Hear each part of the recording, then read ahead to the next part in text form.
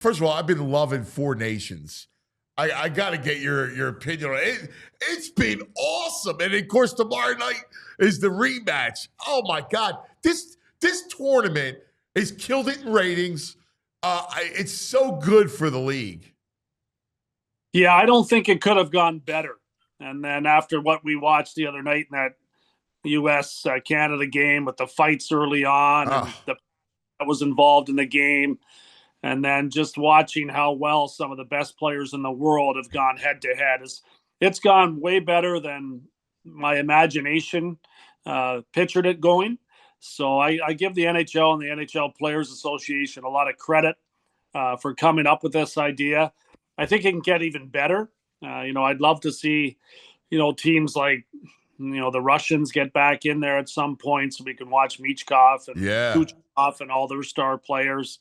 Dreisaitl's not in this one. There's still some star power that's not there, but overall, it's been an incredible success, and it's going to be wild tomorrow night. Can't wait to see what the ratings are for that game. I know. I mean, what's kind of cool is, right? So it's the NHL Four Nations and NBA All Star game, and Four Nations wins out. Man, it's. How about Ursan? Ursan played well on Monday or the other day. Yeah, he did. That should help him a lot too, because he's quietly had a pretty good season for us. Yeah, Haven't had a lot of help in the backup goaltending position, but Erson's numbers are relative to where we're at in the standings are very good, especially in the last couple of months. So I'm excited about where he's headed. I think this will only help his confidence performing that well in the international stage and beating a U.S. team that didn't have a whole lot to play for, but still had a lot of outstanding players in the lineup, and he found to win a game on the road in a U.S. city and made a number of spectacular saves in doing that. So he's had some really good games lately for us as well. The game in Utah going back a couple of yeah. weeks ago, one of those where he deserved a better fate. We didn't win it for him, but he gave us every opportunity to do that. So yeah, I'm excited about the way things are going for him. So let me ask you the big story. You are an Eagles fan, and the run, the Super Bowl, the parade. Part of you like just kind of let it go, and in your mind think about what it would be like. Yeah, there's no question about that. And I felt that way since I arrived in Philadelphia as a player. And we had the one good run in 2000 where we lost in the conference finals. And your imagination starts to go a little bit as you're getting closer and closer to having an opportunity in that year, hoping to compete for the Stanley Cup, which we fell short on. But, it's right there in the back of your mind. Probably a little further back for us right now, just because of where we're at. Yeah, The evolution of where we want this team to get to. But it's never lost on us just how difficult it is to do and how many, star players you need to do it and how many tough decisions you have to make to get there. And the Eagles have done all of that. It's a great blueprint for any of the teams in our city to try to emulate, to try to, get back and find a way to do what they've been able to accomplish. It's incredible to be the one team that's left standing at the end. And hats off to what they've done. And we certainly hope that we can do that for our fans in the future. well, this is why we love this rebuild. Like, do it now, go through the pain now, because what the Eagles have accomplished is relevancy, right? Like, you're able to get a shot every year, like you're in the mix. And I think that's kind of the whole idea of what you're trying to do is to achieve a point where, hey, you're in the mix every year. Yeah, there's no doubt about that. And looking back at what the Eagles have been able to accomplish, they've changed course at different times. They've got rid of, a potential star quarterback in Wentz. They readjusted. They've drafted extremely well. They've made trades. They've found players that weren't excelling in the situations that they were in, but found a way to have the right eye to find those guys and put them in the mix here in Philadelphia. And those players have blossomed. So they've done it in a lot of different ways, but deserve a ton of credit for just how creative they've been and how they've stuck to the plan. And those are things that we want to make sure that we do as well. So March 7th deadline, you've already been busy. Let's talk about the trades, all right? And, take us through it with you and Danny in the first series of moves. Yeah, we moved two players that are very popular in our locker room, and Morgan Frost and Joel Farabee. But it's all about the future for us in that regard. It's about, we brought in a younger player in PHLY that we think has the potential to turn into a decent National Hockey League player. He's showing promise this year. He's young. He's on a lower contract, which fits what we're trying to do right now. So excited to see what he can do. Kuzmenko, we get a free look at. He's unrestricted at the end of the year. He is an extremely talented player, though, Yeah. and fun player to watch, and should be helpful on our power play and bring a few things to the table, and also offers him the opportunity to show us what he has if we want to keep him in the fold moving forward. Most importantly, we open up cap space, and we need to. We have to make the tough decisions, or it's really kind of what, in some regard, the Eagles have done. They've made tough decisions. They've let players go that were good players, were popular players, were still, in many cases, in the right spot in their career as far as their age, but they decided that they weren't going to be there if they got the opportunity to win the Super Bowl. We have to make the same type of decisions, and that kind of falls into that regard. It's unfortunately there are financial implications with certain contracts, and we just didn't want to go there. So I'm looking forward to seeing what we can do with that money in the future. Don't know if it's the near future or a little bit further down the road. When the right player presents himself, we want to be able to pounce and get that player.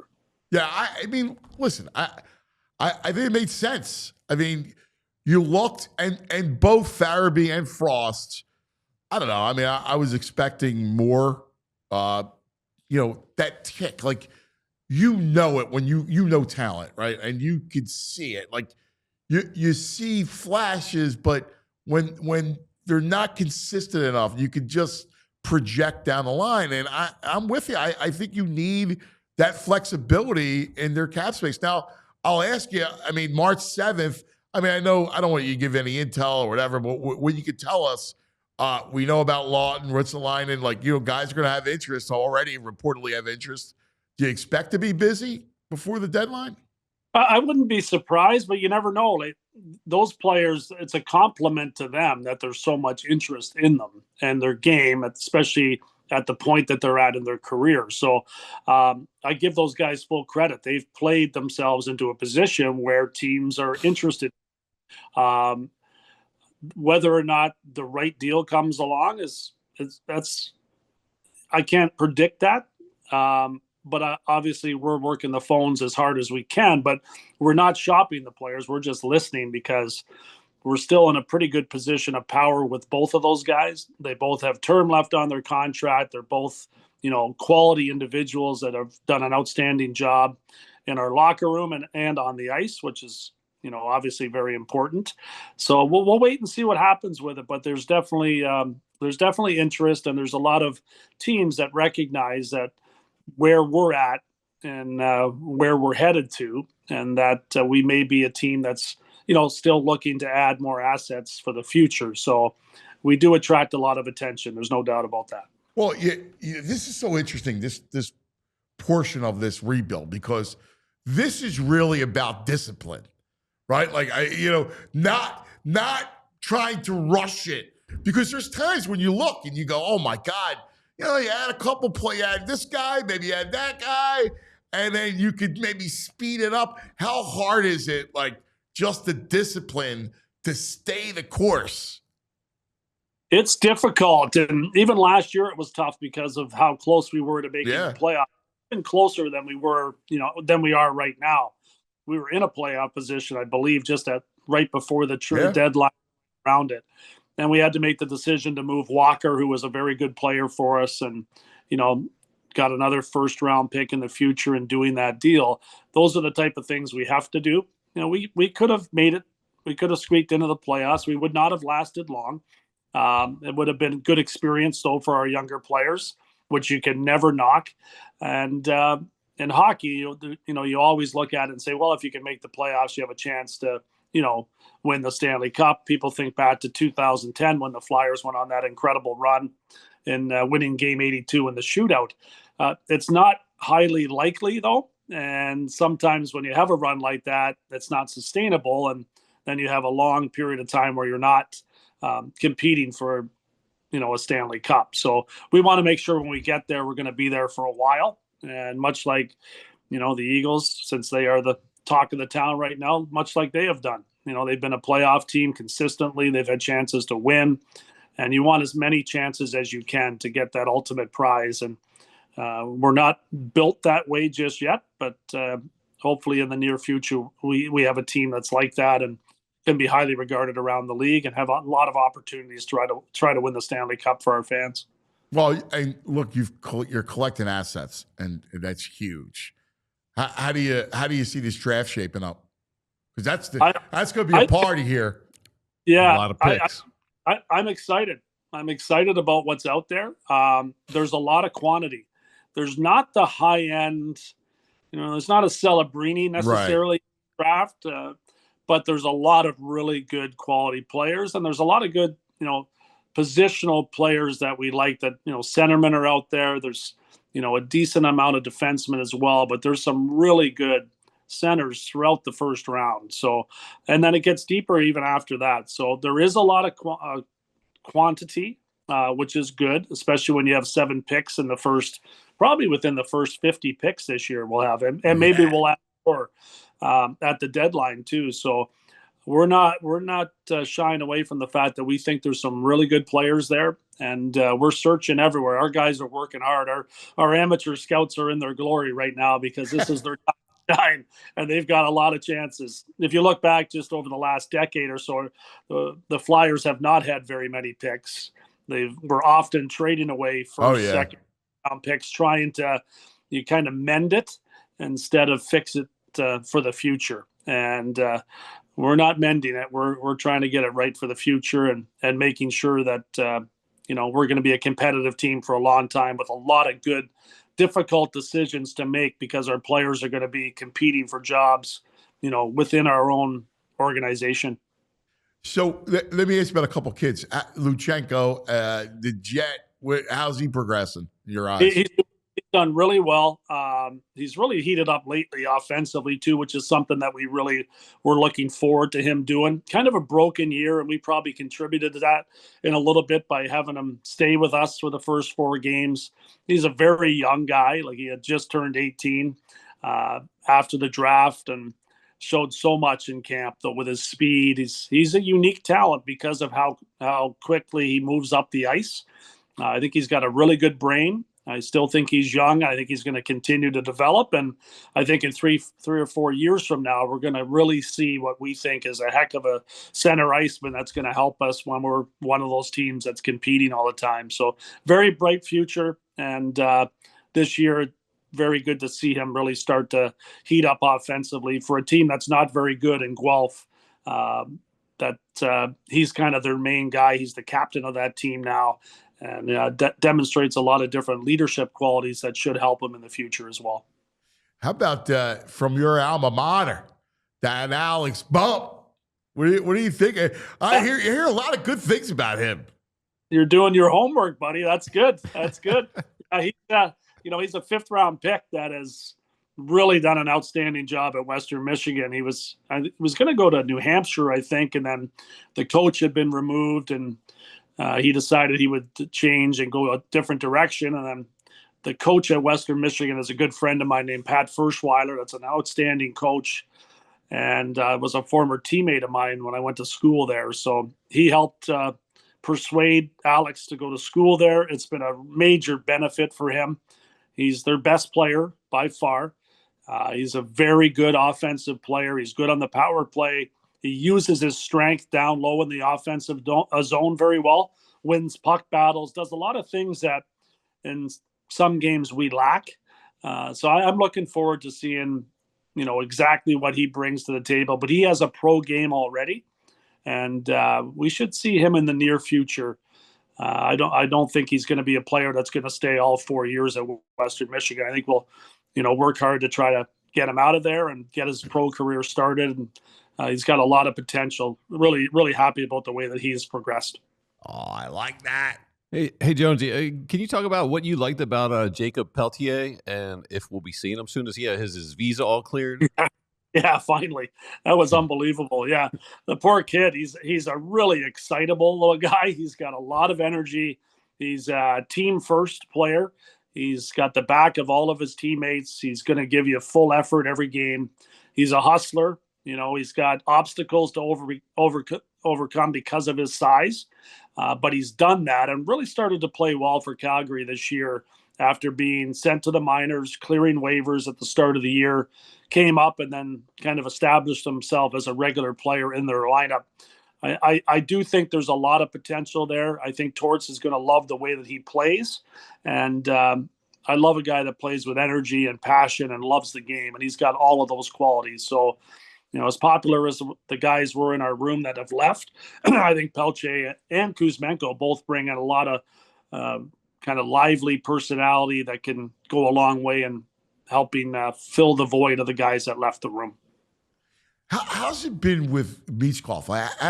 How's he, handled it? And I mean, he's just so enjoyable to watch. I mean, it's great because you're a Flyer fan. You have something to watch every night. Like watching that kid, it's just special. How's his assimilation been? It's been way better than I thought it would be, to be honest with you. Tough. Like he's tough-minded. He is, he can get scolded and it's not going to affect him. I mean, it's pretty impressive actually for a kid that age to jump in there and just kind of, he's got the will. He's like a little bull out there, he gets hit. Yeah. He can take a hit. He recognizes that he has more to do and more to work on. And he's the type of kid that will do everything he can to be great, which I really appreciate. And he's already got a skill set that obviously is conducive to establishing himself as a star player in the league. But I think he's recognized that this league is hard and the number of games is difficult. How much you have to put into it on and off the ice is challenging as well. And he's never played this many games before. So I'm looking forward to watching how he feels after a good break. This should serve him well. And the last 25 games of the year should be fun to watch him go. And I'm like the fans. I love watching him play. So that's what I love about him too is I love that when you guys are playing Washington and Ovechkin's on the ice, like he wants to perform for Ovechkin. Like I love, because to me that's Kobe trying to impress Michael Jordan. Yeah, it's funny how the great players love to have that inner competition against other star players, and obviously Ovechkin's one of the all-time greats, and we hope that we even have Michkov in the same breath as him near the end. But that's how the kid's wired, and I do think that's going to serve him well in his career. And I'm really happy he's a Flyer, and really looking forward to all the things that he can bring in the future as well. We need to get more help for him. And but having him in the fold is important, and having him here now, getting a year under his belt with Torts' coaching is really important. And I'm really appreciative of the way the kid has handled his first crack at playing in the National Hockey League. That's cool. How's the goalie situation in the system? I mean, the kid in the KHL looks like he could be something special. Yeah, Zavragin that's playing over in the KHL is really good. I mean, I'm really excited about what he's going to be. And he's out of that 2023 draft where Michkov went 7th and Bonk went 22nd. And, Zavragin was in the 3rd round. Bjarnason was in the 2nd round. So 2 good young goaltenders, one playing in Canada in Brandon in the WHL and the other playing in Russia. Both are really important pieces to our future. Bjarnason, we should see him maybe at the end of this year and then for the start of next year, but he would go with the American League and it's going to take him some time there. Yeah. It could take 3 years. Like you just don't know with goaltenders. Yeah. But Bragan's got 2 more years over in the KHL, and I'm really thinking that there's something special there too. So that draft will be a very important draft for us as far as looking down the road in 3, 4, 5 years. Barkey's still a part of that draft as well. Cole Knubel's a part of that draft. There's some real players that have the potential to have an influence in the National Hockey League that are going to come out of that draft, and we're hoping this draft is very similar to that, especially with the number of picks that we have. That's awesome, my brother. This is great. When you coming back home? Come back on Friday morning. Nice. We got 4 games to watch here. 1 in Brampton and 1 in Barrie, and then we'll head back. So it's awesome. You loving it? You loving this piece of it?